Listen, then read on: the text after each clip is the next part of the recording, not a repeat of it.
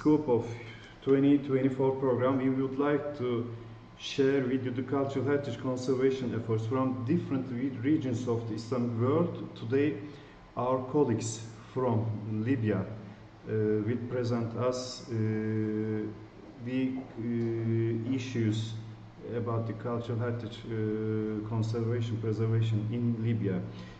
First of all, we would like to thank our valuable speakers, colleagues, for agreeing to participate in our panel. Each of our panelists are experts who have participated in conservation activities at both national and international levels. They all have different expertise and different tasks about their profession. Today, our esteemed colleagues will share with us the problems faced by the Libyan cultural heritage and their experiences regarding conservation efforts. We are pleased to present a panel covering multiple regions of Libya. Also, pleased to thank the chairman of the board of directors of Ircica, Mr. Abdülmuttalib Ebu Salim from Libya. Also, we are thankful for his support in organizing this panel. Also, we are coordinating to hold a workshop in coming months in Tripoli, Libya. We will give information later. We have 4 panelists today. Our first panelist is archaeologist Medjulin Dahmani, the Historical Cities Administration Board, Tripoli. Her speech title is The Risks Facing the Tangible Heritage in Libya. Dear Medjulin, the floor is yours. Please start.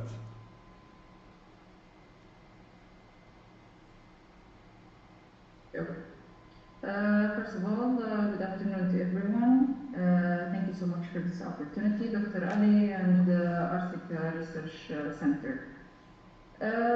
My presentation will be an overview of the risks facing tangible heritage in Libya. First of all, I will start this presentation by a word that was written by the director of the Historical Cities Administration Board, Tripoli branch, which is my manager, of course. Okay. I will be only reading the words he wrote. I only translated it in English.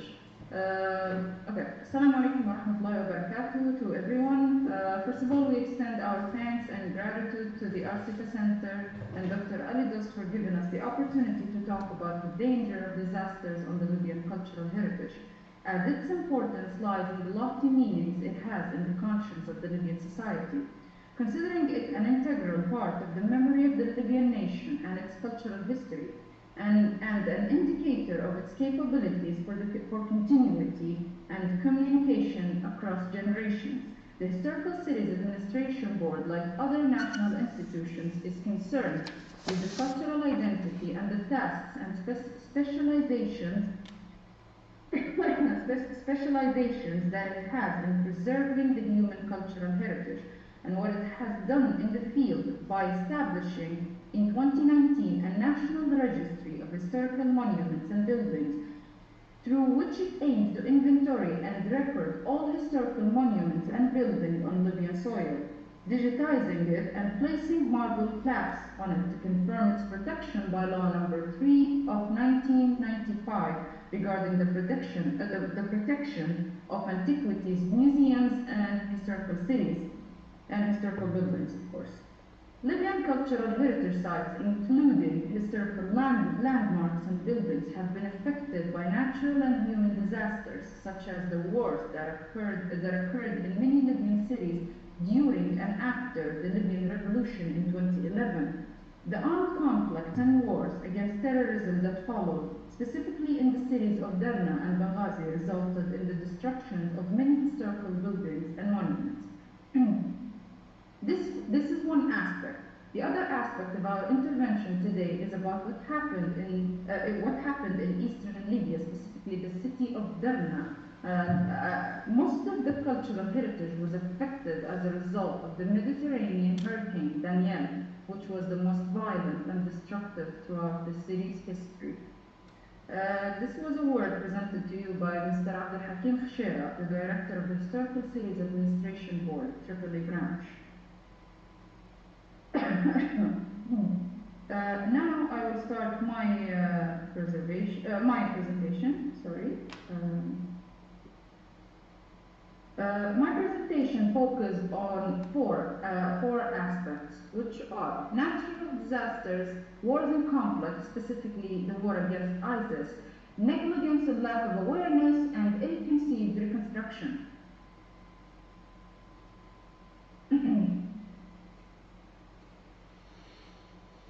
Here we will start talking about the natural disasters. Natural disasters can have a significant impact on cultural buildings in several ways.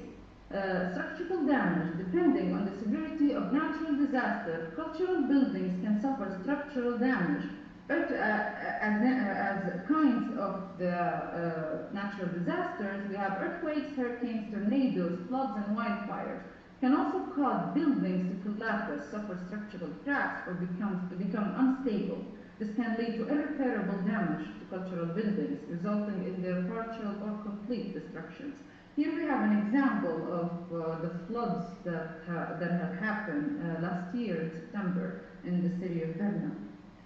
We have also loss of artifacts and artworks. Cultural buildings often house valuable artifacts and work of art. Natural disasters such as floods and fire can cause these items to be damaged or destroyed. Like debris on papers and everything. It can cause a major loss of this artifact. And this eventually can lead to the deterioration or loss of irreplaceable cultural treasures. We have also destruction of preservation efforts. Many cultural buildings require ongoing preservation and maintenance to ensure their longevity, as natural disasters can disrupt these efforts by damaging or destroying equipment, archival materials, and infrastructure necessary for preservation work. This can lead to delays in restoration projects and deterioration of cultural buildings over time. We also have this disaster can also impact on cultural identity, as in cultural buildings often hold significant historical and symbolic value for communities. When these buildings are damaged or destroyed, it can have a profound impact on the cultural identity of the affected community, and their loss can result in a sense of collective grief and loss. We have had this kind of example in Derna because many people were connected to mosques there, and there have been a great loss of, I think, maybe 3 mosques. I'm not quite sure, maybe Dr. Noor later will correct me on this. Also, we have an economic consequences, as the natural disasters can have economic ramifications and for the restoration and the preservation of cultural buildings. Rebuilding or repairing damaged structure can be costly and time-consuming. Communities may struggle to allocate the necessary resources to restore cultural buildings amidst comparing priorities for the disaster recovery. Usually when we are in the mid of the disaster, we usually focus on saving lives and humanitarian aid more than we can think about saving the historical buildings. Then we have wars and conflicts. Wars and conflicts can have a great effect on historical monuments, and these effects might be as in destruction and damage. During times of war and conflict, cultural buildings are often targeted intentionally or caught in the crossfire. They can be subjected to bombings, artillery fire, looting, and vandalism. Cultural buildings become casualties of warfare, resulting in their destruction or severe damage. Here we have an example of Zuela Castle, which was a target for fires during the 2011 revolution. We have many archaeological sites, such as Sbrata, which had been a target for civil conflict, I think in 2014. Lots of artifacts and archives, cultural buildings often house valuable artifacts, historical documents, and archives that are essential for preserving the community's cultural heritage. During times of conflict, these items can be looted, destroyed, or irreversibly damaged. War can result in the loss of the unique and irreplaceable treasures, including artworks, manuscripts, and historical records. Due to lack of let's say, a controlled community in Tripoli, there have been an incident in 2014 where a very beautiful landmark in the middle of Tripoli called Al-Ghazala statues that was looted, and till today no one knows where it is. We have displacement and neglect in times of war. People are often forced to flee their homes and abandon their cultural buildings. This can lead to neglect and lack of maintenance, allowing cultural structures to deteriorate over time.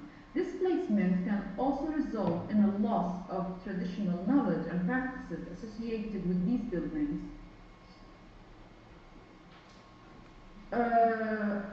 Divisions and erasure of identity. Cultural buildings serve as symbols of a community's identity, history, and values. Targeting these buildings during conflicts can be an intentional act to erase or undermine the identity and cultural heritage of a particular group or community.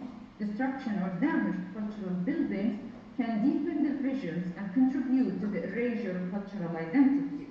Here we have an example of the old Italian police station in Kikla, which was a target to the civil conflict that happened in 2014 in that region. Disruption of conservation and preservation efforts, war and conflict disrupt efforts to preserve and conserve cultural buildings. Essential resources, funding, and expertise that would have been allocated to cultural heritage preservation may be redirected towards immediate humanitarian needs. This can result in a lack of maintenance, loss of conservation knowledge, and limited capacity for restoration and recovery. We have our third factor, which is negligence and lack of awareness, which for me is the most worst effects on most of the historical buildings, especially here in Tripoli, I'm talking. Most of the buildings, they lack awareness from society, from municipalities. I mean, lack of awareness is has a huge effect on these buildings. Deterioration and decay, negligence in the form of inadequate maintenance, lack of regular inspections, and insufficient preservation efforts can lead to the gradual deterioration and decay of cultural buildings. Without proper care and attention, structures can suffer from structural issues, water damage, pest infestations, and other forms of degradation over time. This neglect can compromise the integrity and longevity of cultural buildings. Loss of authenticity. Cultural buildings often possess unique architectural features, craftsmanship, and historical significance. Lack of awareness about their value and importance can lead to inappropriate alterations, renovations, or modifications that compromise their authenticity. Ignorance of proper preservation techniques and historical context can result in irreversible damage to the original fabric and character of buildings. Of course, we can talk also about choosing cheap materials for reservation or choosing wrong materials for preservation also, and this goes to the lack of awareness of the national resources. Vulnerability to natural disasters.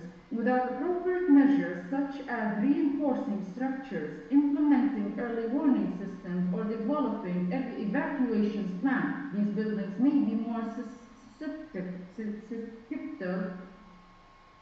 to damage or destruction during earthquakes, floods, hurricanes, or other catastrophic events. Loss of cultural identity. cultural buildings are often significant symbols of a community's history, traditions, and identity. Negligence and lack of awareness about their value can contribute to the erasure of cultural identity. When cultural buildings are neglected or demolished without consideration for their cultural significance, community may lose touch with their heritage, resulting in a loss of connection and identity. Missed educational and tourism opportunities. Cultural buildings provide valuable educational resources and contribute to tourism and cultural exchange. Lack of awareness about their potential can lead to missed opportunity for educational programs, exhibitions, and tourism initiatives.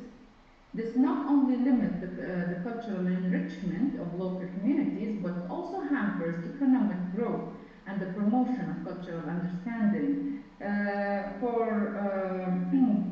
For an example of negligence and lack of awareness buildings, here we have Jamsur's old mosque, which has a very visible signs of moisture due to the fact there has been no restoration plans made for this mosque. My last chapter will be ill-conceived reconstruction. Loss of authenticity. Ill-conceived reconstruction attempts may disregard the original design, materials, and craftsmanship of the building, resulting in the loss of its authenticity. This can erode the building's cultural value and diminish its ability to convey its historical and cultural significance to future generations. Destruction of historical layers. Cultural buildings often accumulate layers of history over time, reflecting different periods, styles, and influences. Ill-conceived reconstruction may involve the complete removal or alteration of these historical layers, effectively erasing important evidence of the building's evolution and historical context. This can result in a loss of valuable historical information and diminished understanding of the building's significance. Inaccurate interpretation. Ill-conceived reconstruction attempts may misinterpret or misrepresent the original intentions and meaning of the cultural building. This can lead to an inaccurate portrayal of historical events, cultural practices, and architectural styles. Inaccurate interpretation can distort the building's cultural narrative and misinform visitors and future generations. Structural compromise. Reconstruction projects that prioritize expediency or cost-cutting measures over proper engineering and conservation practices can compromise the structural integrity of the building using inappropriate materials, disregarding the structural stability or neglecting preservation principles can result in long-term damage and potentially endanger the building and its occupants. That's what we talked about when using cheap materials for the reconstruction projects. Loss of cultural continuity. Cultural building serves as physical manifestation of cultural continuity and collective memory. Ill-conceived reconstruction can disrupt this continuity by introducing elements that are incongruent with the building's historical context or the surrounding cultural landscape. This can create a sense of disconnection and loss of cultural identity within the community. Here we have an example of ill-conceived reconstruction. As you can see, there are wrong materials for reconstruction here in the Misrata municipality, a building in the city of Misrata. They tried to fix the building, but by using wrong materials, which can take us to a whole new stage of preserving the building, because now we try to fix it, but with wrong materials. So that will be more harmful to the building structure. I have 4 conclusions about each factor and how to mitigate the impact of them. Efforts to mitigate the impact of natural disasters on cultural buildings include disaster preparedness plans, conducting risk assessments, reinforcing structures to withstand potential hazards, and employing advanced technologies for monitoring and early warning systems.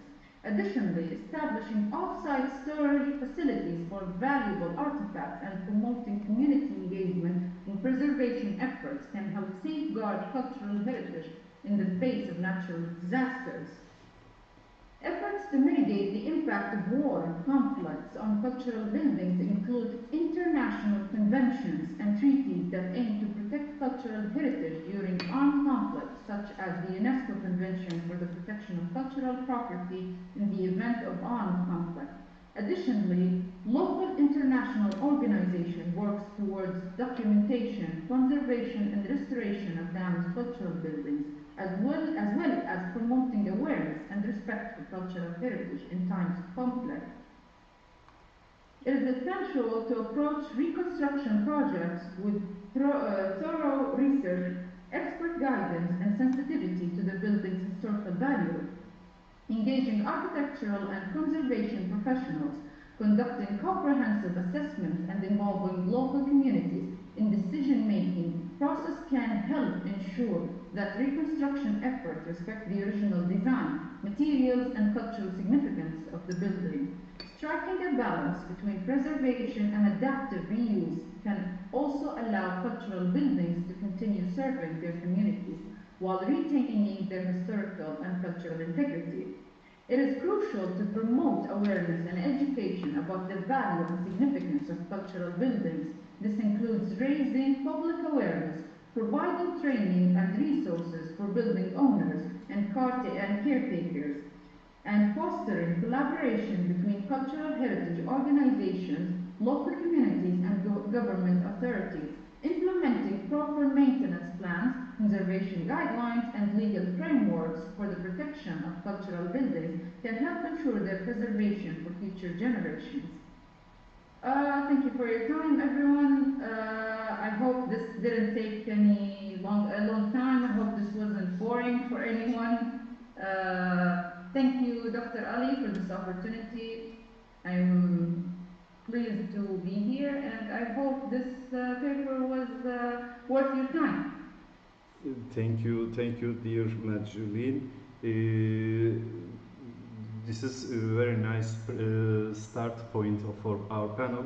With the presentation of Majulin, she explained the framework of the problems due to armed conflicts and natural disasters. Thank you so much. We will continue with this framework with other colleagues. Our second panelist is Nurullah Ismail. She will present on behalf of Old City of Derna.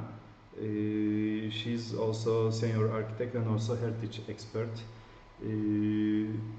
Floor is yours. Please share your presentation.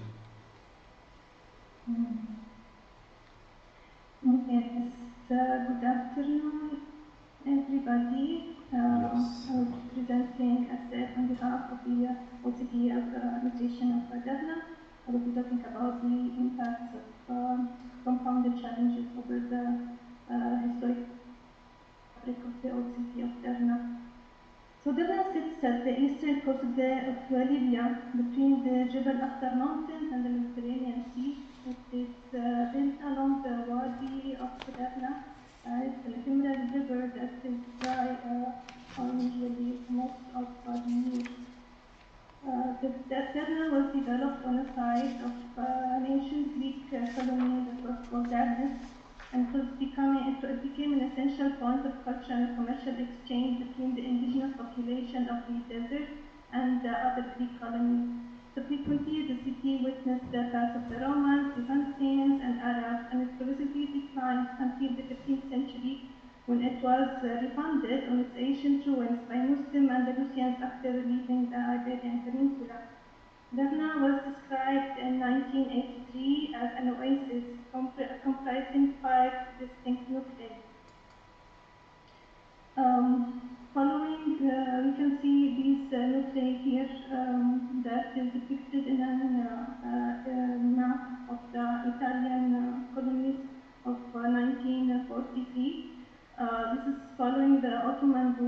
the Italian colonials expanded Derna. They expanded it along the coast and north to its oasis. Although Derna kept its structure almost intact until the end of the Italian colonization. Derna during that period was the most important city in Sri Lanka after Benghazi, and in 1934 it was proclaimed an Italian province, the province of Derna.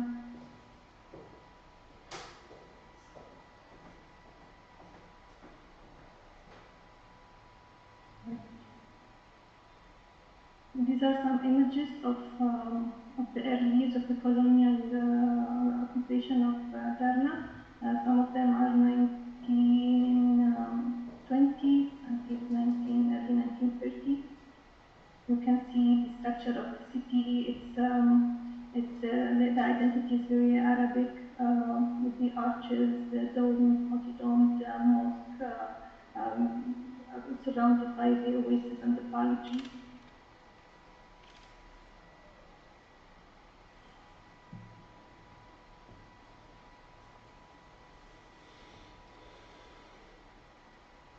I'm having a challenge with going to next slide. I apologize. Yes. So in the subsequent periods, the city expanded and the urban development replaced the old city and its oasis, leaving only an area of 7 hectares that makes the modern old city of Derna. In this modern city of Derna, we have several landmarks. Mainly they depict the formation of like the traditional Arabic city with the mosque and square surrounded by souks and then the residential areas. The main landmarks of this old city are the Red Square, which is space next to the souk area, surrounded by arcades that recall some of the maybe Andalusian styles. These are pictures of the Red Square as it was before to the conflict. Some of the souks, we can see traditional construction of the roofing using wood. And this is the main souk, which is the souk al-Salam.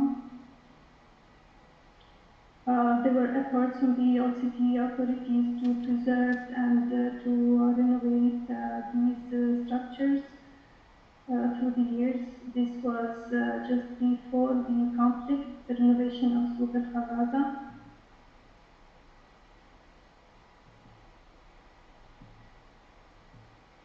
And this is Souk al-Salam. And this is another view showing the mosque, Souk al-Atiq, and behind it you can see the piazza and the Souk al-Atiq. Internally using columns derived from the archaeological site that was mentioned before in that area.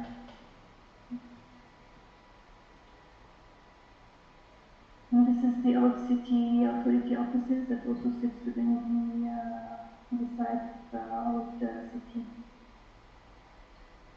Okay, so this was the city, the old city premises, and on the other side of the wadi we have one of the prominent landmarks, the most prominent landmark of the city, which is the Sahaba Mosque, where the Sahaba or the companions of the Prophet have their been buried. This is an image of the city post-conflict. So the city had witnessed severe armed conflicts in the years of 2018-2019, and to liberate the city from extremist militias, there was a military endeavor that had heavy bombardment that heavy shelling on the old city, which was the retreat of these militias, and affected extensive damages on most of its structures.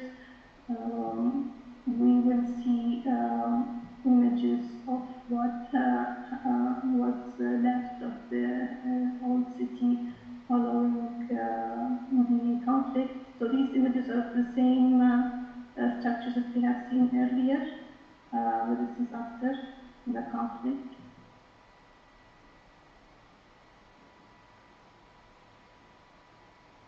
Like heavy battles have been conducted on these sites.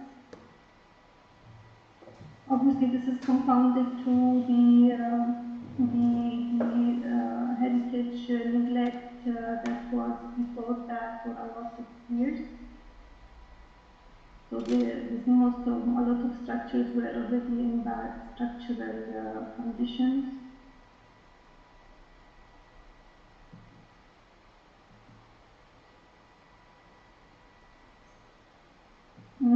After the conflict, some efforts of renovations started, and these were mostly towards like landmarks in the city. One of them was the church building that was converted into a cultural center. It was very successful with the community. It was a place where the community gathered in cultural events. And another project that was outside of the city premises, but was also renovated just before the hurricane, was the Kennedy's Library. Was renovated a couple of months before the hurricane.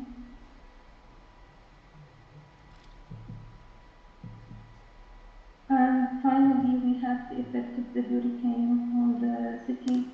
So as you know, the hurricane arrived, and there was bad luck that the dams of Darna were not ready to support the heavy rains that happened.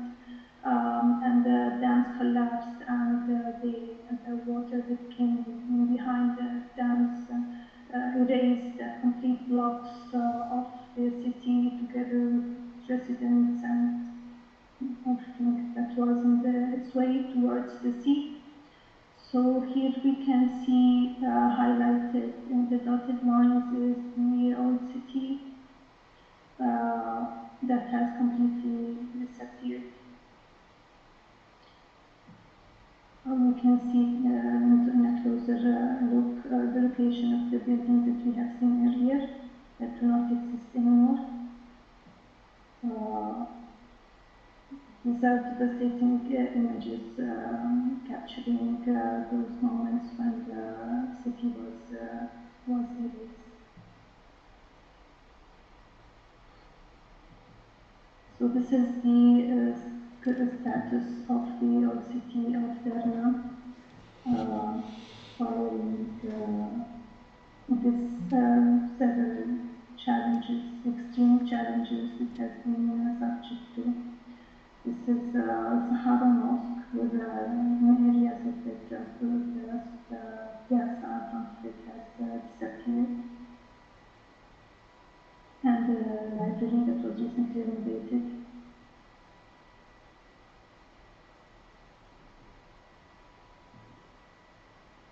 So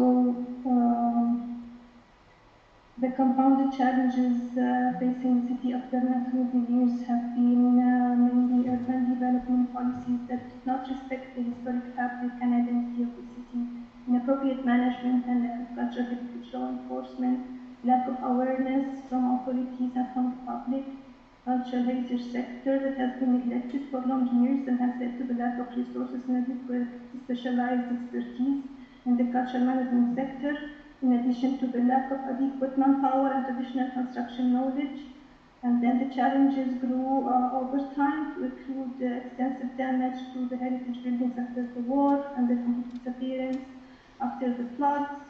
displaced community, and inability to return due to the damage, the demolition of damaged buildings regardless of their heritage value, removal of flood debris without attention to underlying heritage remnants, their governance issues, the difficulties in fruitful collaboration with international agencies. And all this highlights the urgent need to develop a holistic reconstruction vision that includes the old city and its heritage with its large socio-economic aspects, including the community and using heritage as a catalyst for trauma healing, social reconciliation, and economic sustainable growth. That will need extensive resources, funding, materials, development, specialized knowledge to implement such a vision. I think this is a very huge task ahead of Darna and South Sudan and its people that needs immediate attention. And thank you very much for listening. Dear Nurullah, thank you for your presentation. Darna faced many problems in last years.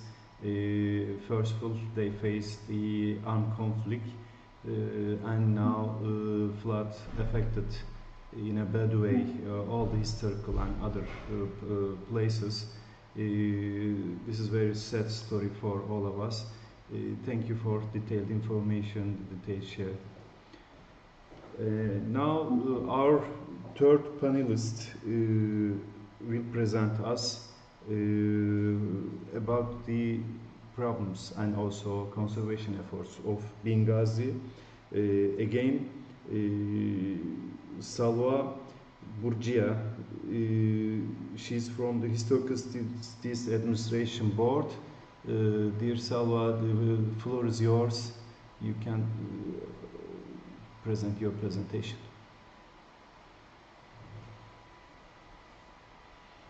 Hello everyone, happy to meet you all and thank you for the opportunity to introduce the historical architecture in Benghazi. I will talk here about the impact of war in the city of Benghazi, passing through its rich history, to the reason of the continuous renewal of the building in the city. First of all, I will show you about a map explain what happens in the main historical city in Benghazi during the late storm. Benghazi city with a rich historical tapestry has been witness to births and empires, conflicts, and transition through its existence that have left an indelible mark in its building and urban planning and landscape. From the inspiration of the ancient Greek area to the as they start as the Historic city, and to the transformation to Bernacchi. I think Benghazi is the only Greek city in the world who has two Greek cities in the same place. The city has also involved with a series of conquests and the transition that have shaped the architecture identity. The impact of war in Benghazi's building has been profound with each area, leaving its own distinct environment. The Roman area, also the Byzantine, the Islamic area, to the Ottoman area, to the Italian area, and the Kingdom area of Benghazi, to the least Gaddafi area, and to the after 2011 area. The main thing of Benghazi and also the really strange thing of Benghazi, they have no borders between the buildings of each area separated. You can find the Italian beside the Islamic, beside the Byzantine, and that's like a rainbow of the city. As we talk, the area of Libyan Canton was the most successful area in Benghazi after the Italian area.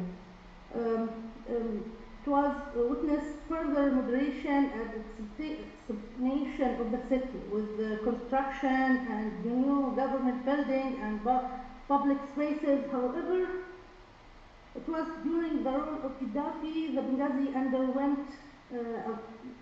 underwent a period of neglecting, and this to say, as a result of development toward other priorities.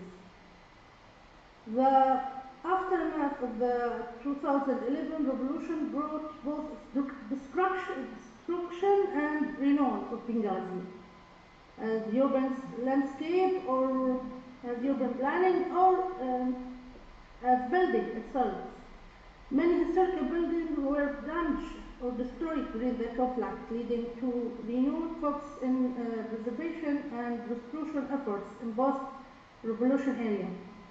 The city buildings now stand as a testament to resilience and ability to endure the reverse of war, while also saving and remind of complex and layered history that has shaped Benghazi into urban city it's today. The first building I will be explained is the Manar Palace, which right now under restoration. The building was construction during the Italian colonial area, and the city of Benghazi served the headquarters of the Italian government, including Balbo with many of them. And they stayed in the palace for, I think, until 1937. It was bombed during the World War II and was later renovated after independence to serve the king's residence in the city. Later known as Manar Palace, was as the first university of Libya. The palace was built in two phases. The first in 1913, during which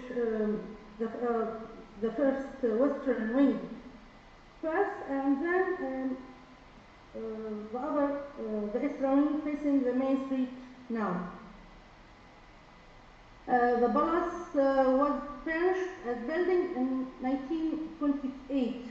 The palace witnessed the declaration of independence of the kings of Libya, and as I said before, became a university, the headquarters of Language Academy, with as known as Libyan University, and then Galliunus University. In August 13, 2008, the French partnership and cooperation treaty between Libya and Italy was signed at the palace. The palace is currently owned by the historical city of Benghazi. Following the events in Benghazi during the period, the palace was loaded as battery burned, suffered significant damage during the Karama Wars.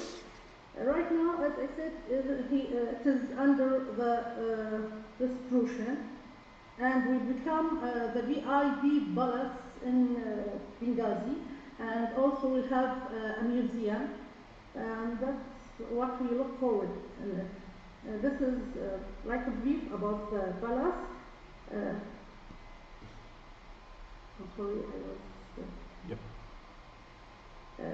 This is the palace, and that's how the faces during the years. This is what is the result of the war in the palace. The house of the culture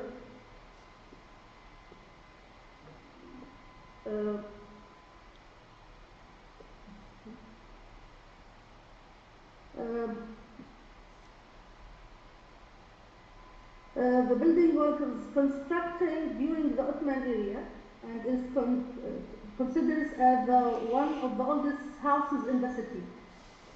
It was later converted to a museum and culture center, became a hub of the culture and literary movements.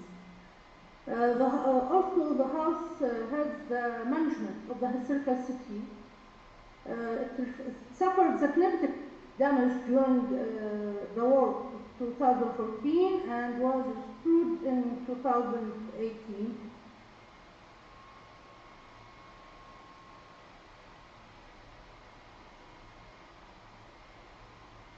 This is before the war of 2014, and this is after.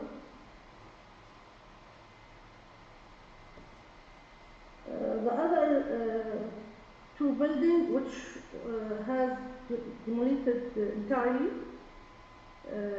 was the Roma Bank and Bernici Cinema. The two buildings were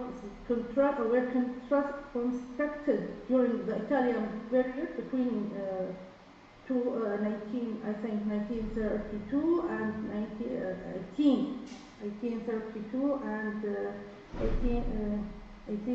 1932 and 1934. Sorry.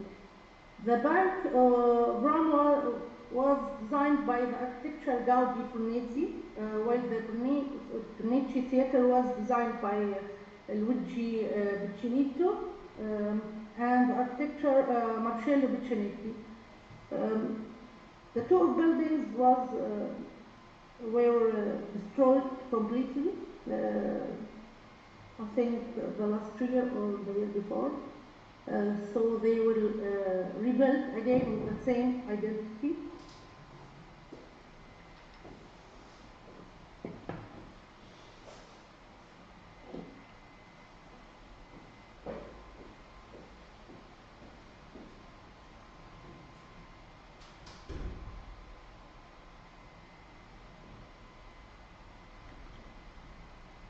The other two buildings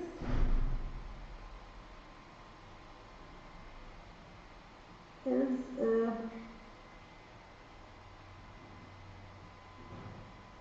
Spring Market, Market Rabia, and Hotel Rabia Market, which is Spring Market, Fresh Market.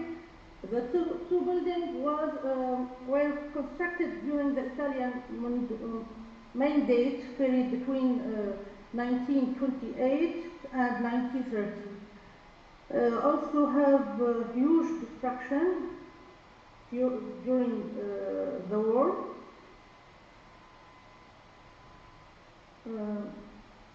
Unfortunately,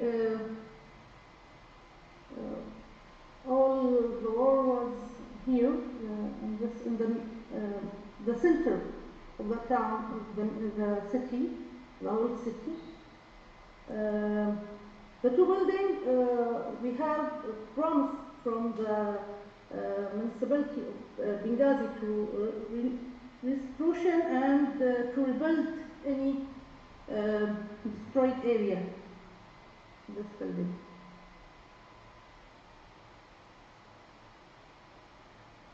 The other one is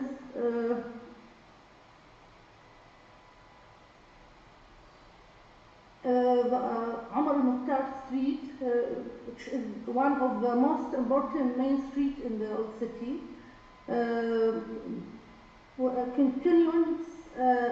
Contains a large number of Italian buildings. It suffered significant damage during the period of Battle of Karama in 2014, 2015, 16.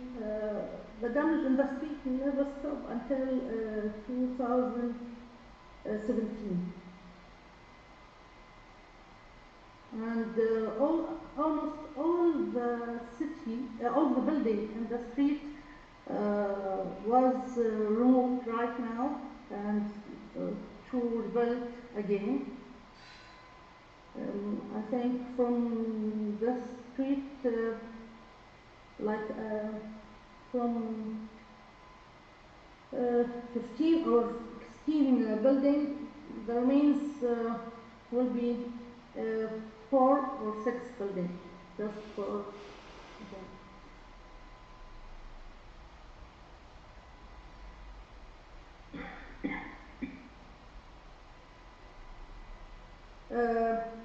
The other building is very important, and right now I work as architectural site engineer in the construction in this building. Is the municipality building, which was located in during the Ottoman area, and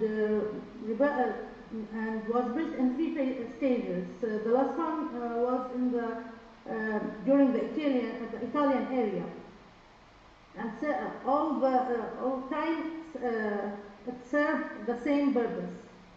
It was constructed between 1914 to 1930. As I said before, right now I am working as architecture site engineer in the project, and we hope will make the building as it's before.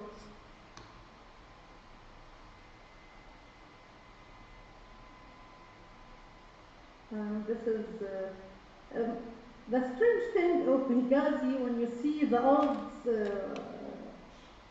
photos of the World War II and the new photo of the war of Karama War. You will have no changes, as the war never stopped in the city.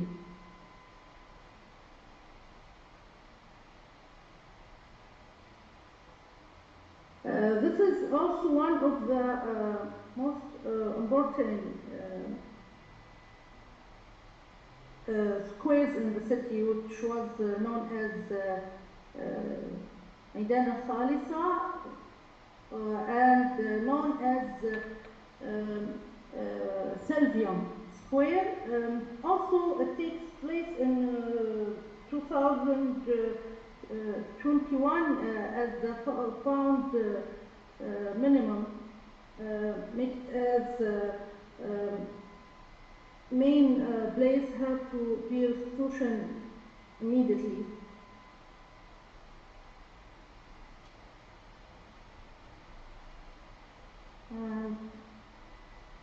And the last one is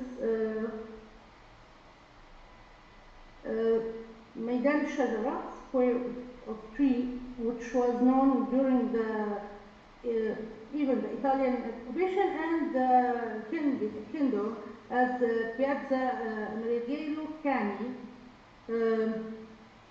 The name was changed after the Libyan, after I think Libyan independence in 1965 or 68. And also called the Military Square in honor of Prince Omar Mukhtar. It features statues of Omar Mukhtar in the center of the square.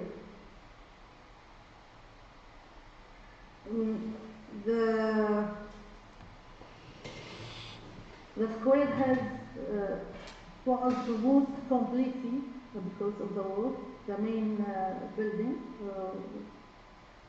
known as tree or in Halloum building, as you see, completely removed.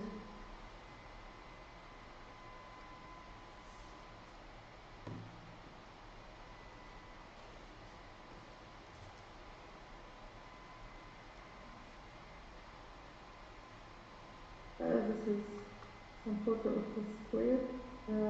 This one is was not in the center of the world, but it has I don't know how to say it, has many neglecting area. The building was built in the Ottoman area as a camp of military, and also on the Italian area, and also in the kingdom and in the Gaddafi regime. After that, were neglected, I think, since 2002. The building was completely neglected. Unfortunately, right now we are talking about renewed the building.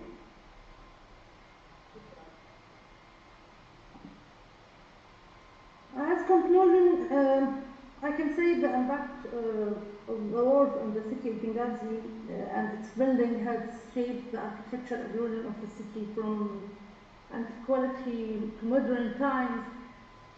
Each area, from the Greek to Roman to Ottoman to Italian colonial to Libyan kingdom, the Gaddafi regime, and all of them was to the area of after 2008 has left the marks in this building.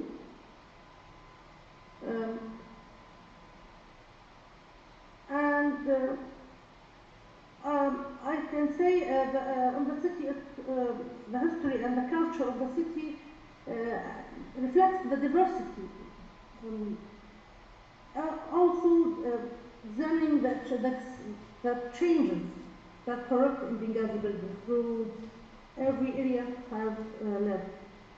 As Benghazi continues to rebuild and redefine itself, architectural legacy serves as testament of the enduring bright spirit of its people and the enduring power of architecture to reflect and shape the course of the history. Right now, the reconstruction vision looks at providing Benghazi and its residents with a new start, eliminating the scars of war embedded in its historic city in center. As such, the buildings and streets of the city center have been removed to allow for forthcoming construction, which promoted to be faithful to the city identity. However, the local authorities have been sensitive to the historical landmarks that carry high symbolic value to the city and have promised their restoration and identical reconstruction. Thank you all for the listening. I hope I gave you a clear vision about what happened in Benghazi and what happened to the city through all its history. Thank you all. Thank you, dear Salva Burgia. Her presentation focused on the impact of armed conflict on historical sites and buildings in Benghazi. She gave detailed information what happened related to armed conflict. Again, thank you. Now our last panelist is Reem Furjani. She's a PhD candidate at Cardiff University. Her presentation will be on climate change and the gap between the World Heritage Convention and Libya's readiness. Please share your presentation. The floor is yours. Thank you very much, Dr. Ali, for organizing this. Thank you, Mustafa, for everything. So my screen shared should be visible, and I hope the internet will collaborate today. In the next 20 minutes, I will present a critical analysis of the effectiveness of universal frameworks for policymaking. And this will be a brief version, but more details are available in my publications, including most recently a policy brief published by Louis School of Governance in Rome. And that identifies areas for policy priorities, not only for governmental stakeholders, but also donors and non-governmental actors. For example, this research has also informed my own work, including a program we developed at SEAL in partnership with Khalifa al-Bashbash, who is in the attendees today. Thank you for coming, Khalifa. Which I will talk more about by the end of this presentation. But let's begin with the critical study. Climate change is recognized as the most serious threat to coastal heritage. And the threat not only means loss or damage to sociocultural assets, which serve communities as identity tools and economic resources, which Majdaleen covered earlier, but also the threat poses an additional impact on social justice. And this is summarized by the UN Special Rapporteur on Cultural Rights, the quote on the screen, which says, "We do not have the ability to safeguard every cultural asset, so whose cultural assets will be safeguarded and whose will not? Whose heritage will be valorized in climate planning and whose will be forgotten?" The framework driving global response to climate threats is the 1972 World Heritage Convention, UNESCO, the principal instruments for protecting world heritage. However, while it depends on mobilizing state parties to implement responses, what becomes the fate of heritage where a state fails to act?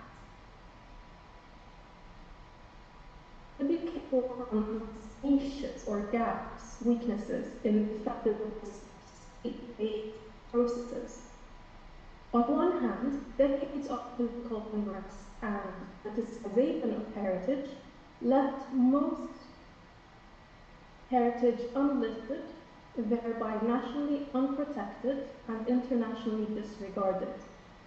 On the other hand, inheriting weak capacities and occupied by conflict, Libyan institutions are failing to assess, safeguard, or plan for at least the 5 World Heritage Sites already listed as endangered. Amid Libya's pressing priorities, slow onset processes such as sea level rise are given no consideration, and the general approach is remedial rather than preventive. Therefore, the Convention, its decisions, and its policy document are not stimulating any mobility in an overwhelmed Libya. And this is problematic because, meanwhile, archaeological evidence for the region's history and symbols of people's identities are being lost, and the Convention is proving ineffective. Dr. Alidos, if my connection is failing, please, I can see your video, so please give me a hand gesture if you cannot hear me. We can hear you. Please continue. Now, I will discuss the limitations of the Convention's approach through 2 levels. First, observing that there are no national plans of action in Libya, I examine institutional climate in order to uncover contributing gaps. Second, because current legislative problems can be a barrier, I additionally examine unofficial local level mobility to assess the level of response of the local community of interest, i.e. expert actors working within state institutions responsible for safeguarding heritage. We will then find that it is not only a matter of weaknesses of the state, but also weaknesses in the feasibility of the approach by the UNESCO. Because it adopts a universally standard kind of process as opposed to a context-sensitive process. Why doesn't that work? Well, researchers in the field of preventive science and community development established that, I quote, if a program was started while the local context was not ready, It is likely to lead only to failure. In other words, a community readiness theory argues that because resources and political climates vary across contexts, a proposition for action that works for one context may not be effective for another at a different climate, for example, Libya's current transitional period. By shedding the light to the effectiveness of the Heritage Convention in Libya, the focus shifts not only on national performance, but also on the approach that is based on Western institutional readiness. In the critical camp of the heritage field, the problem of Western-centric discourse is recognized as a problem because while most global action is driven by and based on Western interests, the West benefit from, I quote, material means and political institutional sophistication, while much of the world not only lacks these means, but may also lack the motivation. To investigate that on the case of Libya, I crossed disciplines by using the community readiness model to qualitatively assess Libyan institutional readiness while using results to identify a context-appropriate approach.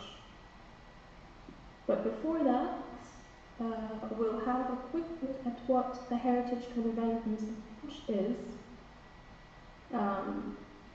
Concerns about the impact of climate change on world heritage began in 2005 at the committee's 29th session, when its decision encouraged all state parties to seriously consider the potential impacts within their management planning and to take early action in response. 2 documents were published analyzing regrets and recommending preventive and corrective actions endorsed at the 30th session. Since then, Decision 7.1 has been the main framework directing state parties to what needs to be done. Based on the ratification of the convention, all state parties, including Libya, are obliged to take these actions. Although the convention is not made to be solely relied on, actions taken at listed properties attract considerable attention, and so they can influence the adoption of good management practices elsewhere in, let's say, non-listed sites. So the provisions are basis for states to ensure that they are doing all that they can.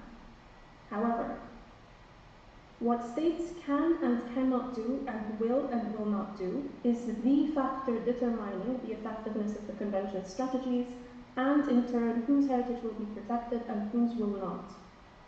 Yet, the capability and mobility of states are not taken into consideration in these processes.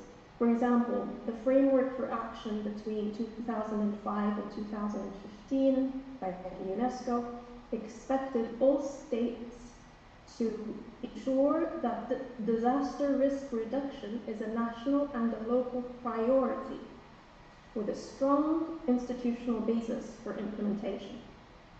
Now, several years after the end of the 10-year action plan, how effective was this framework for action? Let's look at indicators in Libya. It's only a few more our policy brief, if interested, I've heard that here. Within its periodic reports and reactive monitoring, which are already irregular, Libya makes no mention of climate change, nor is there any related action. Besides the Heritage Convention ratified in 1978, Libya also ratified the Framework Convention on Climate Change in 1999, thereby committing to developing plans for coastal zone management, assess impact, and promote awareness. However, it is yet to submit a national communication report assessing its vulnerability or a policy framework, and there are no national adaptation programs of action to date. For these reasons, Lib's overall readiness is ranked at low 184 out of 191 countries. So what is at stake here? As we all know here today, Libya historically thrived as a center for regional exchange, and so its hosts holds important regional archaeological evidence. Let's specifically look at the western Libyan coast, where also the elevation is quite low, which is Tripolitania.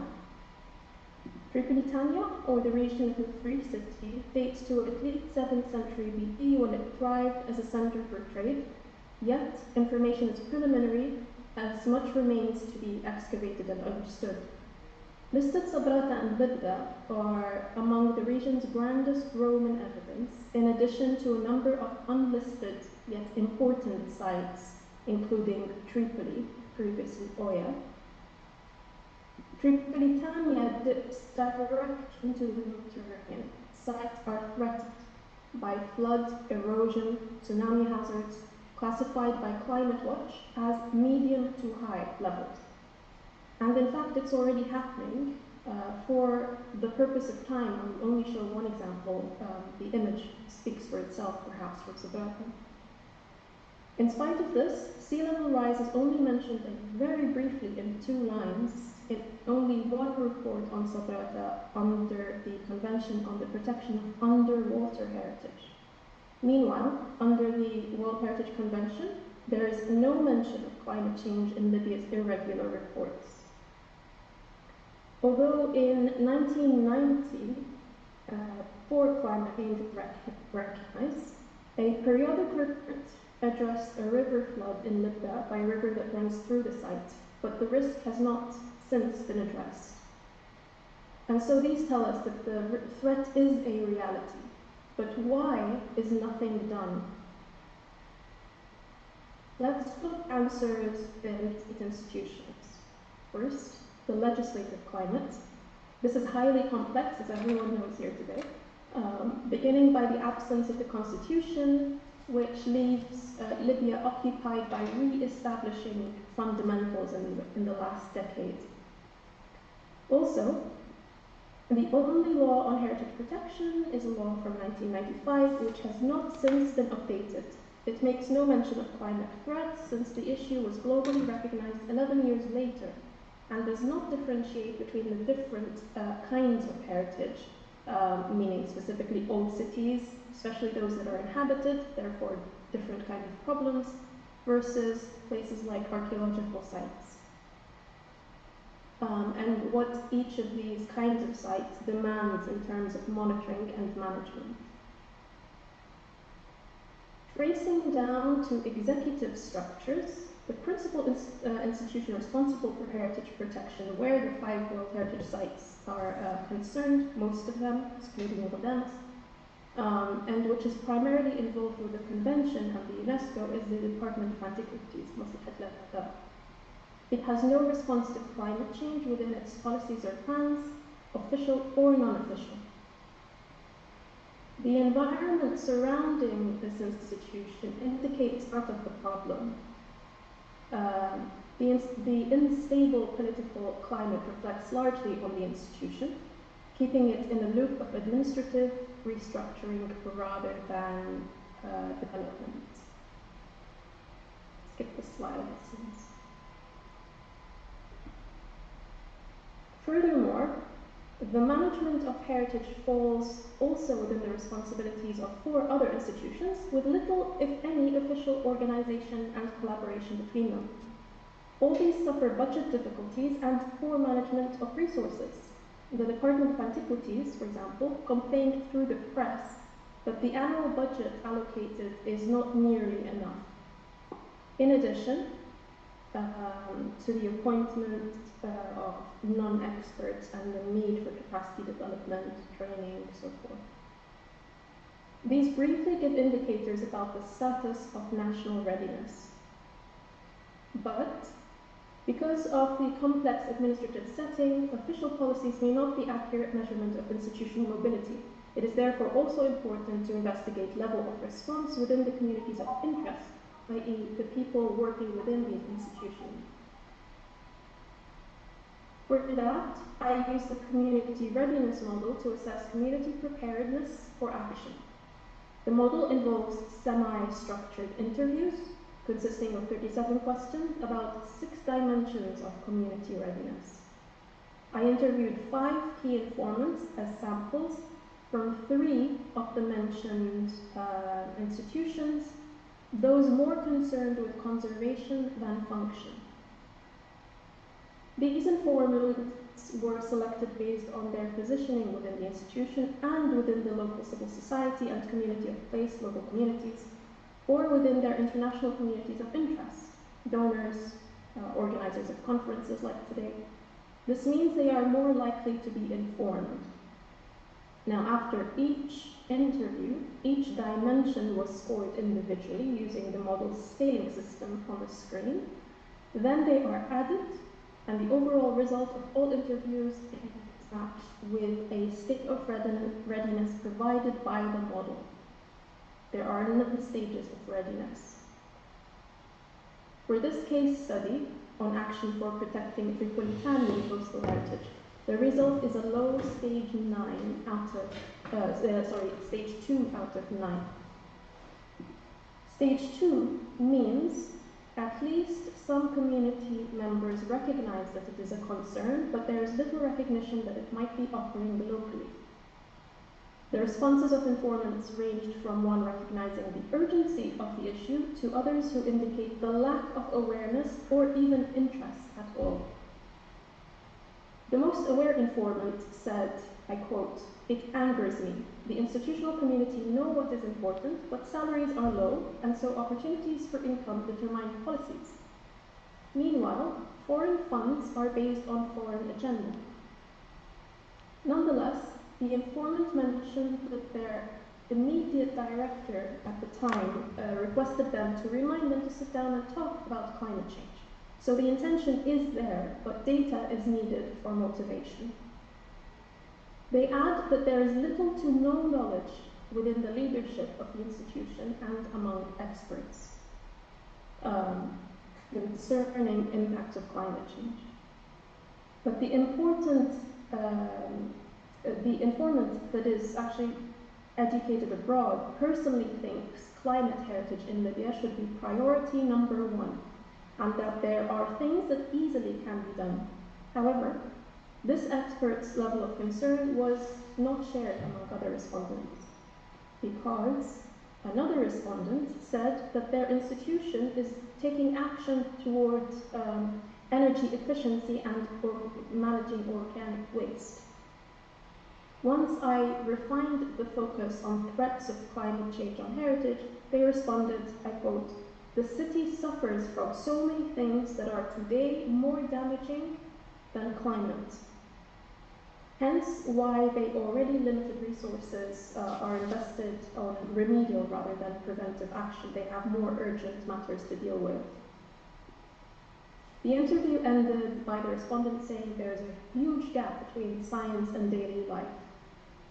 This indicates that they are facing more challenges than climate change again.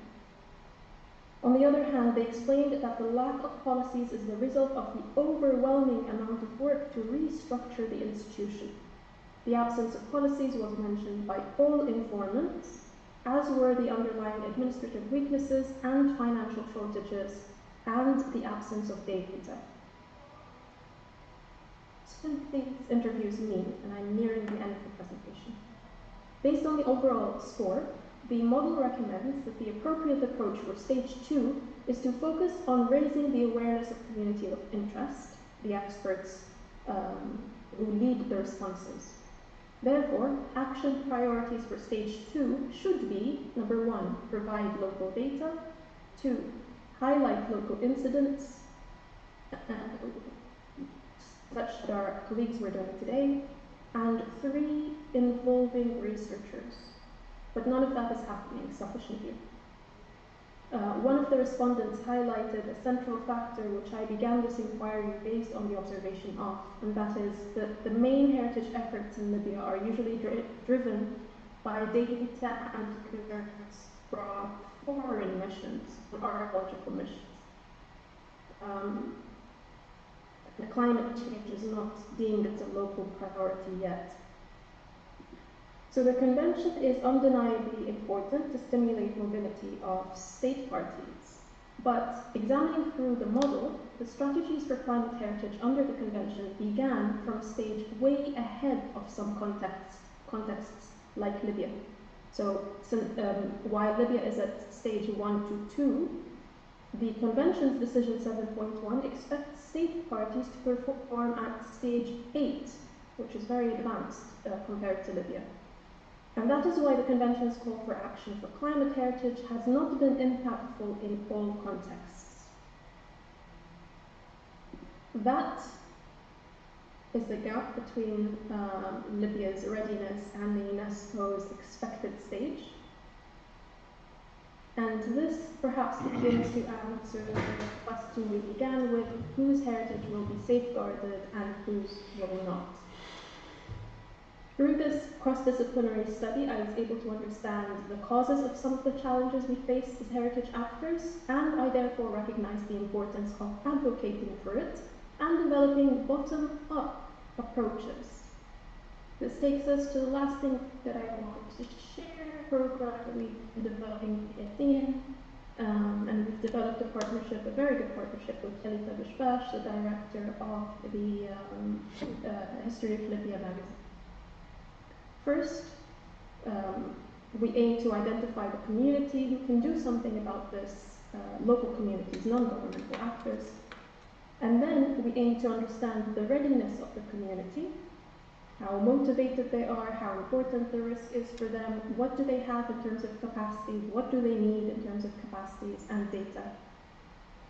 And then we aim to work with the community, not ahead of them. So very, very briefly, this is the overall description of the project, which I can share. We've named it Heritage Resource Mapping because we want to involve local communities in mapping sites, plus assessing through local observation and satellite imagery observable impacts on sites as a baseline and general broad terms, not so much detail. And hopefully to record sites through photogrammetry, of course in partnership with authorities, so that we have a baseline visual record that we can then monitor as time passes.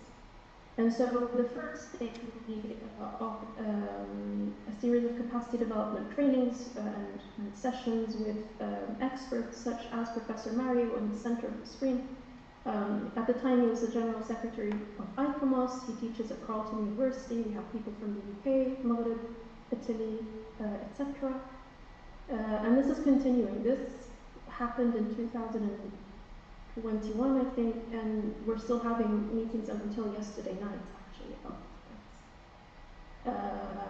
For example, some of the training included training of trainers on photogrammetry, so local key actors who can then train their local communities. This includes people who have their own organizations or working as individuals and have local networks. We had, especially with Mario, a webinar on photogrammetry, managing such kinds of projects, especially managing between different partners. We had training in data collection, including interviews of communities in a non-biased way. And finally, training on creating maps and databases using Wikidata. This is in partnership with Wiki World Heritage, in order to collect all of that information and make it publicly available online in a non-centralized but secure way. So this is my contact information. We very much value collaboration. Thank you very much for today. Thank you, Reem, for your presentation. Today we had the opportunity to listen interesting presentations that complement each other. With the last presentation of Reem's, she showed us the readiness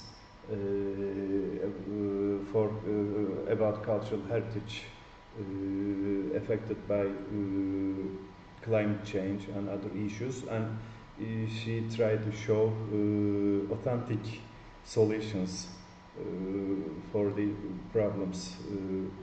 Now,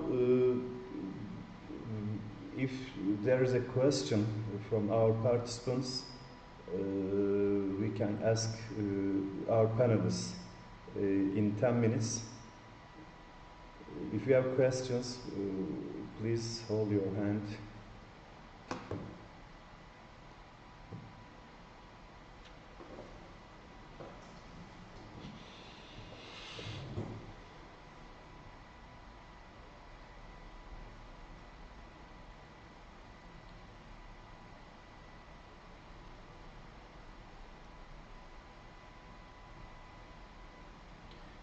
Dr. Salama, you can ask your question. Thank you very much for this nice presentation. Thank you for the ladies who have give us a very rich information about Libya. These ladies take us to Libya and they make us cooperating or feeling what they have there. As the audience knows that in Iraq we face that same problem, that we have many wars and this affecting the cultural heritage in Iraq, especially at the time of ISIS, Daesh, and that was very important. But there is another thing which I like to ask about, that sometimes the people, some cities occupied by some people, these cities are very cultural, and it is an old houses in it, and it has certain culture of the community. But with time, the people they inherit these houses for their sons or grandsons, and these places started to be not suitable for life for them. So they decided to rebuild it in a new one. This affects so much the cities and became as what we say is that it is not a systematic city. You can't find old houses and you can't find new houses in it. And this affects so much the shape of the city. So how can the countries deal with that and to keep these cities as a cultural site? At the same time, the country is not giving the money or buying this all the city from the people. Thank you.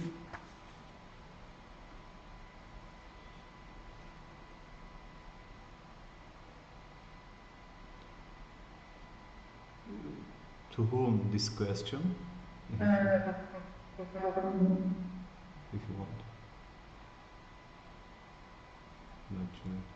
Okay. Continue, dear Majuli. Dr. Salama, thank you for your question.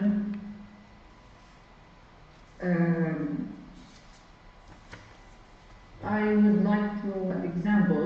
I'm sorry. Just my connection might be bad. That's right. We have a very similar problem here in Tripoli, specifically with the old city of Tripoli. We have the problems of residents staying in the old city. It is still inhabited with people. Boards or bureaus such as us concerning the historical cities are trying their best in public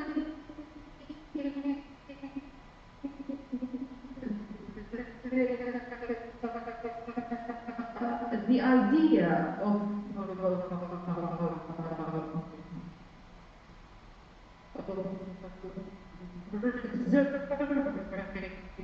these houses, helping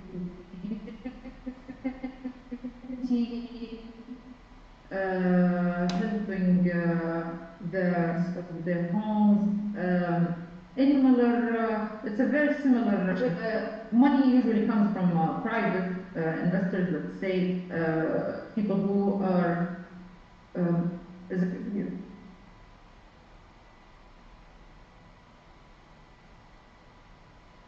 Can Dr. Ali? Yes, yes, we are hearing you. We turned off Uh-huh. your video for just for. Yeah,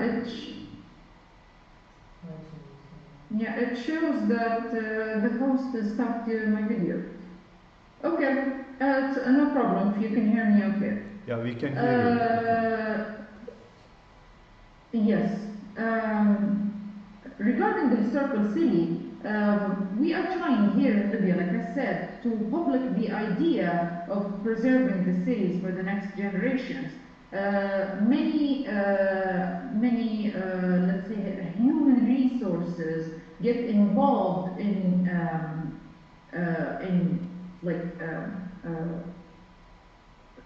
giving money to the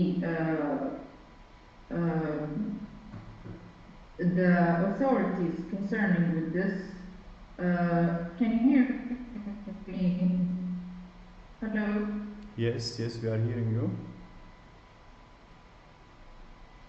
Please continue. Hello? Am I okay now? Please continue. I'm sorry, my internet connection is very bad. That's why I'm sorry for this.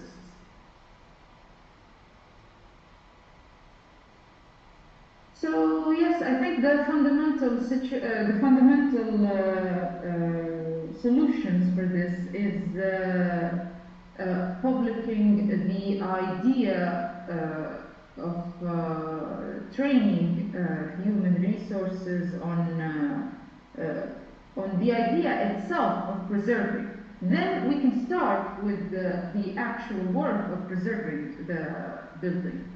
I'm not sure I answered this correctly or not. Dr. Salama.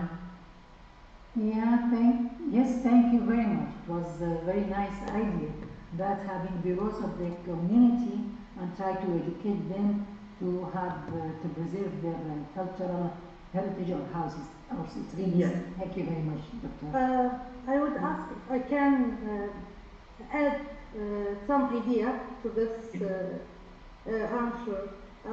From my point of view, the most successful way to preserve the historical building, it makes these buildings have an economic return for their owners. This doesn't necessarily depend on the government, but rather by spreading the culture of preserving the historical building as a source of income, whether by turning into an exhibition, a culture cafe, library, a small hotel, or bazaar. This is, I think, this is the most successful way to make the historical building being maintained and used for the long time. Thank you very much. Thank you. Thank you, dear Salwa. If there are any questions.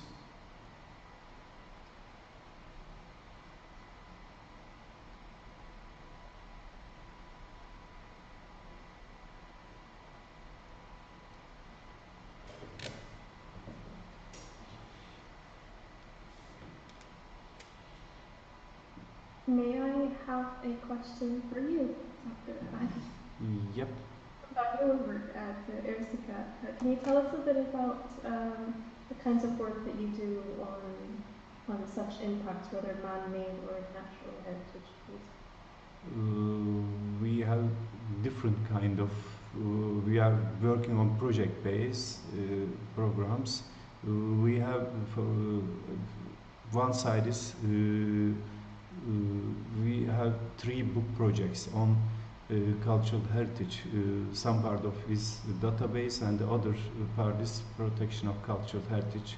Identify the problems and also identify the cultural heritage. On the other side, we are preparing books on these issues.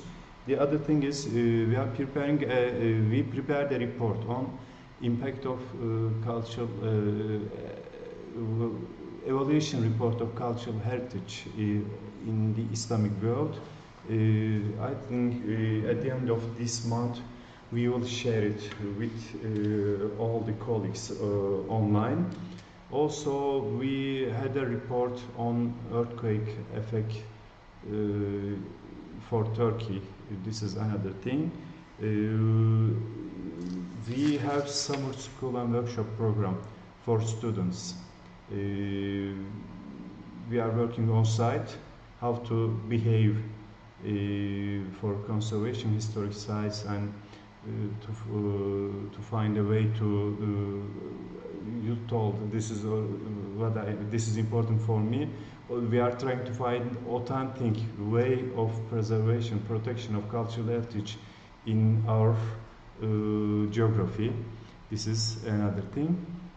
And we have also conferences on cultural heritage conservation. We will be keeping touch in future for our projects and programs. Thank you. I think, dear Hala, you can ask your question. Do you hear me? Yeah. Yes. Hello, everybody. Thanks for all the participants and brothers from Libya, and give us some idea what happened in our country, not only in my city. I'm from Benghazi. I'm a candidate PhD student in Eastern Mediterranean University at North Cyprus. My specification within the conservation, and especially in the historic city of Benghazi. I heard from Tripoli and Derna and Benghazi. I need to ask you about something, because this can be helpful for me too. What is the solution from your point of view or your vision to safeguard our cultural heritage now under this our situation, which we are all what's happened in Benghazi, Derna, and the rest of Libya? And what is your idea? What's your vision to cooperate all to save our cultural heritage, identity, and authenticity of our city? And thank you.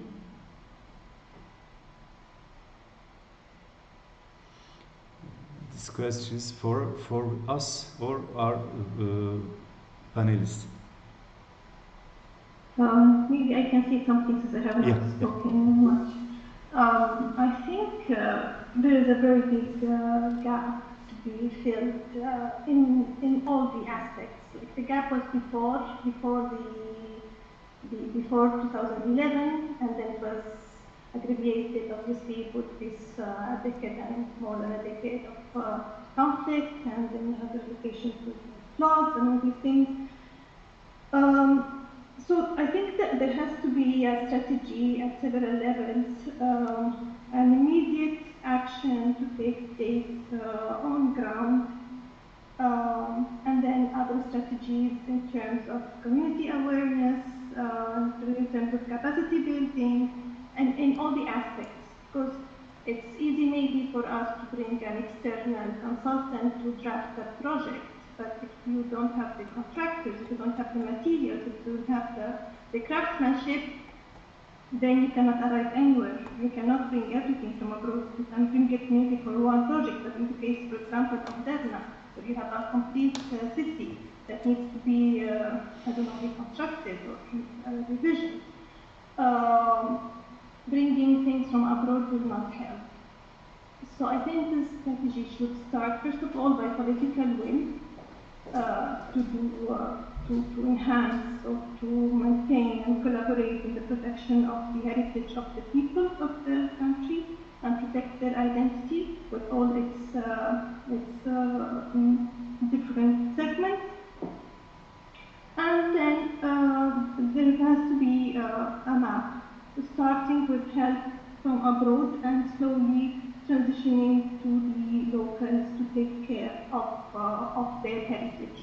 So there has to be, I don't know if you are aware of the experience of Mosul, but for example in Mosul, which their conflict was very similar to in terms of timeline and in terms of of type of conflict to the one in Benghazi, so the years are almost still the same, 2014 to 2017. The extent of damage in Mosul is much more than Benghazi, but in Mosul now, people are almost like a lot of people have returned to the city and it's regaining its heritage slowly but steadily. Whereas in Benghazi, the old city center, people there have not been able to return. And very few people have been able to return, and the vision has moved towards eliminating what was there before and bringing something new. So in Mosul, there has been an experience of heavy collaboration with the international entities. There has been training programs in terms of professional training, in terms of craftsman training. So there they are starting to build their own capacity to be able to sustainably conduct or continue what these entities are doing. Now, we're not saying that it's an exemplary exercise. Every exercise has its flaws, nobody's perfect, but if we compare the two examples, we see that the approach that has been done there has more advantages in the long term than the approach that is being taken in some of our Libyan cities. So yes, my thought is to start with help, but then we need to build our local capacity to be able to sustainably conduct the reconstruction of our country.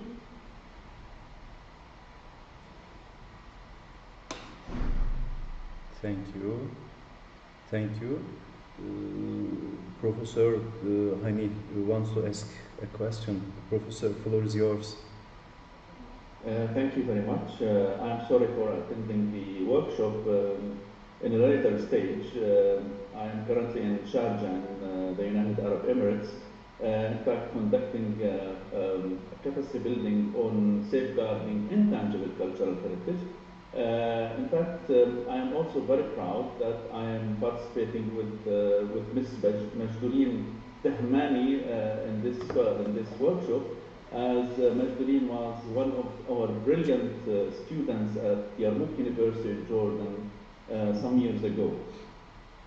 My question is that as you are tackling the issue of preserving cultural heritage in Libya, this is in fact a very significant issue that we should, in fact, it should be taken into consideration also on the international level. I'm coming now from a different perspective, which is the intangible cultural heritage. In fact, all Arab countries nowadays have ratified the convention, the 2003 Convention for Safeguarding Intangible Cultural Heritage. But I think Libya still is, I don't know about the situation of Libya, but I'm not sure that if Libya has ratified the convention yet. As this convention would pave the way for strategic planning for safeguarding intangible cultural heritage in Libya, because tangible and intangible are not separable. That's why I think for any future strategies for preserving and safeguarding cultural heritage in Libya, we should take also the intangible cultural heritage aspect. Thank you very much. Thank you. Maybe, dear Reem, may you make answer this question, or you can say something about intangible cultural heritage conservation.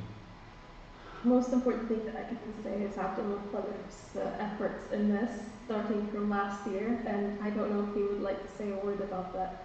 I have to say thanks to Mohandas Abdul Muttalib and his team that now we are part of the Intangible Heritage Convention. Great, that's great. Yeah. Thank you.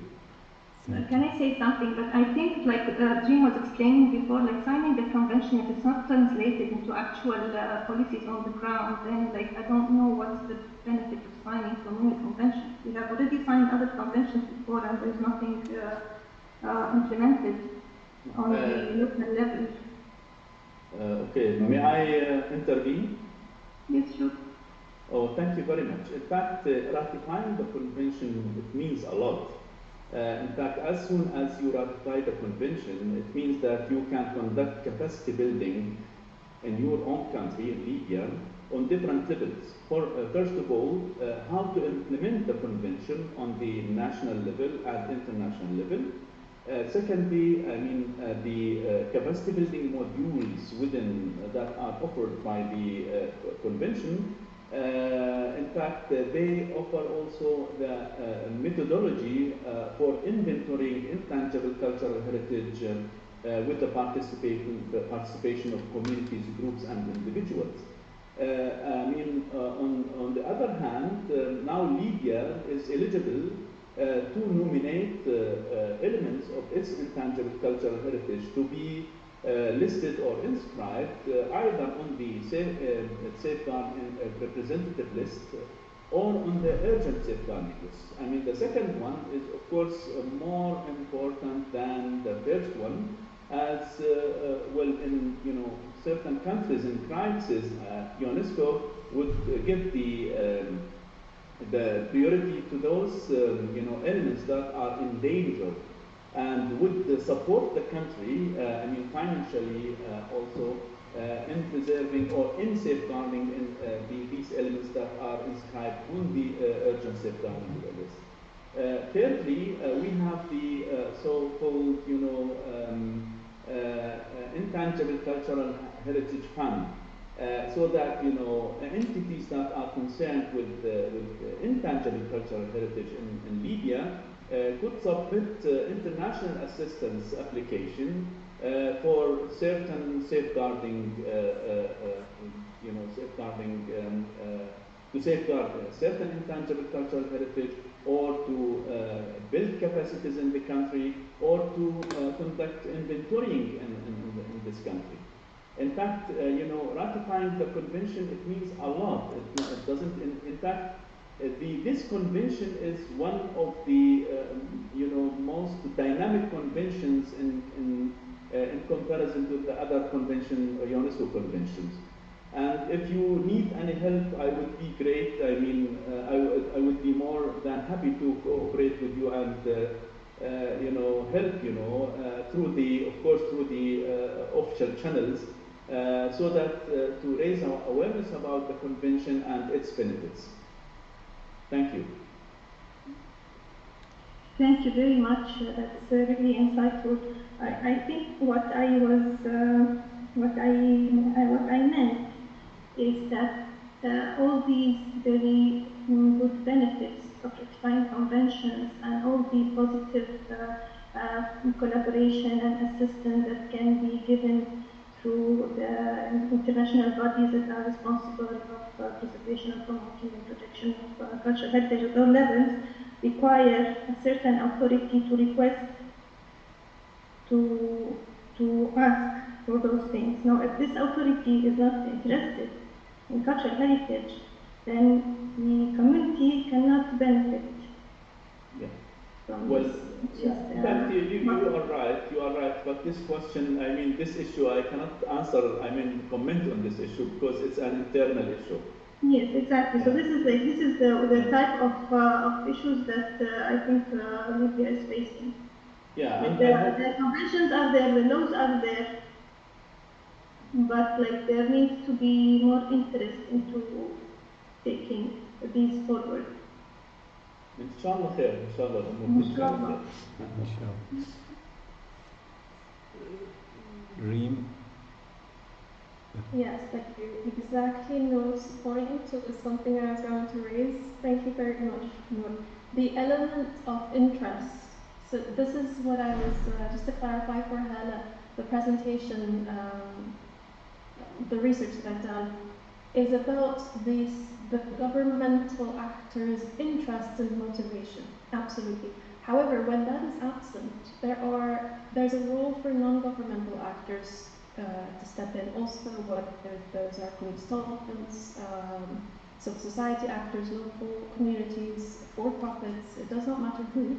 But I can give a very brief and quick example that I also have a consultancy, and We have a project that we're discussing with a governmental entity in Libya who's not very interested in, again, convention and so forth. However, we can reference operational guidelines considering the World Heritage Convention, operational guidelines that Dr. Hani just mentioned, best practices in the world, and we can follow those and benefit from those, build collaborations for capacity development, and that can be an entry point to benefit from the convention. So absolutely no, while the interest lacks, but sometimes there's a way around that. Whether it succeeds at the end or not, we're just trying. Thank you.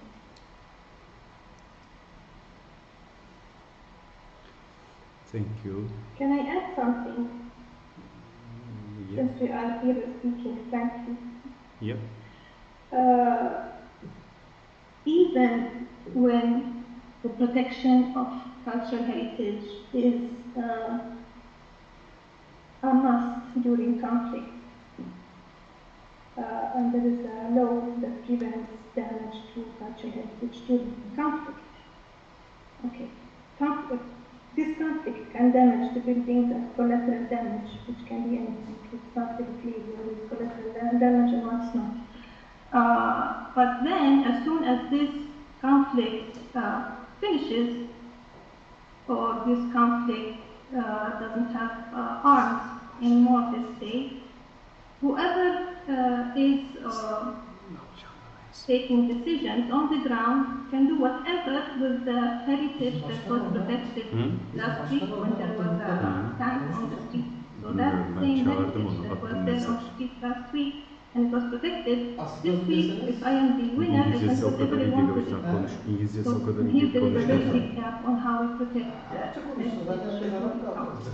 And this has been witnessed in a lot of cases in our country, unfortunately.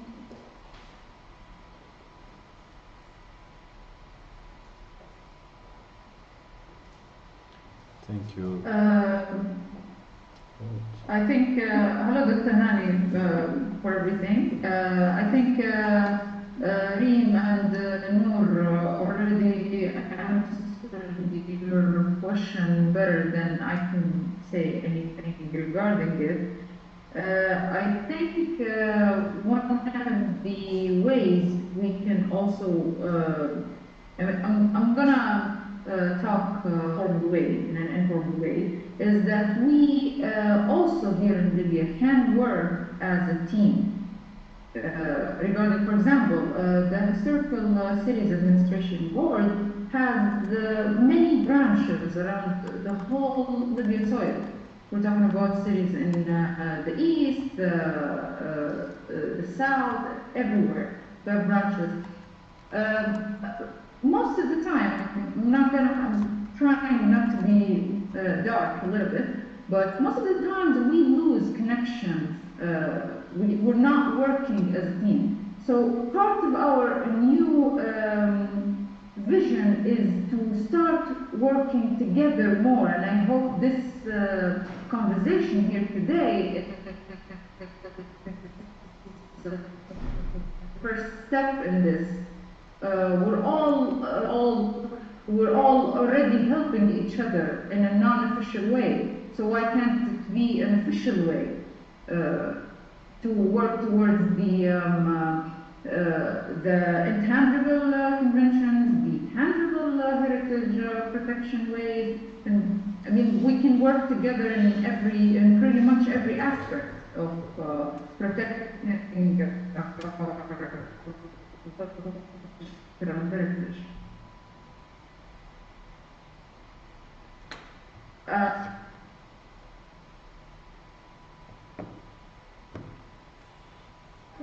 I want to add something also, if you may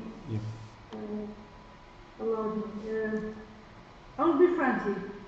The truth is, if the building, or I describe specific, the historical building or historical site has strong income to the people who are local in the site or residents in the building.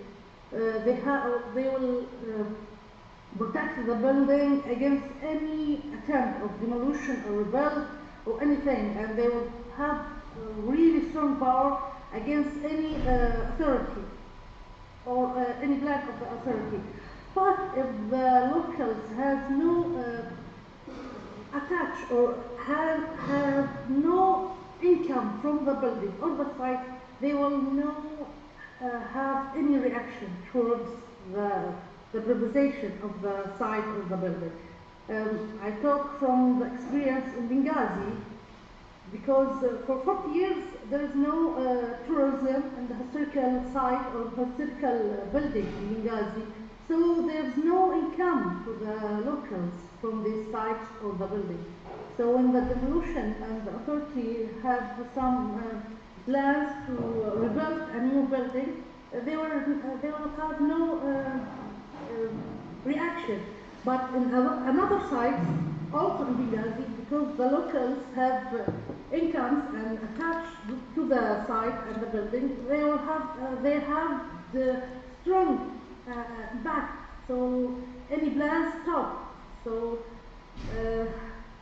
it's all in the end depends how the income from the building or the site to the locals. That's the main reason for the maintenance and the revision to keep the building or the site safe.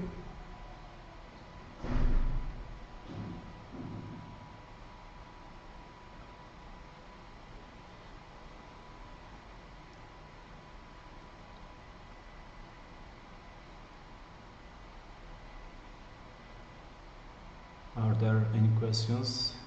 If there is no question, we will close our panel.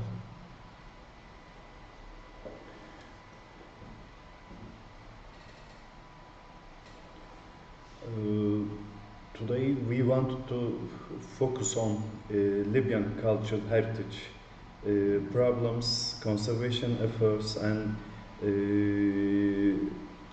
the other discussions with other valuable contributors. Thank you for everyone. Especially I want to thank our panelists. They enlightened us with their detailed presentations. We thank them for their efforts and contributions. Also, I want to thank all the other watchers online our program. Thank you for everyone. We want to see you with other Heritage Talk programs. Have a nice day. Thanks to you, Dr. Ali, and thanks to Ircica Research Center for this opportunity. It's a pleasure for us. Thank you. It's a great pleasure for me also. Thank you. Thank you. Thank you. For this afternoon. Thank you for this afternoon. Thank you very much. Thanks for Majdoureen who sent me the invitation. Thank you. Thank you all. I hope to have Thank you. My pleasure. more. Thank you all. Thank you all. Thank you very much. Have a nice evening. Bye-bye. Bye-bye. Have a nice day. Thank you. Bye-bye. Bye.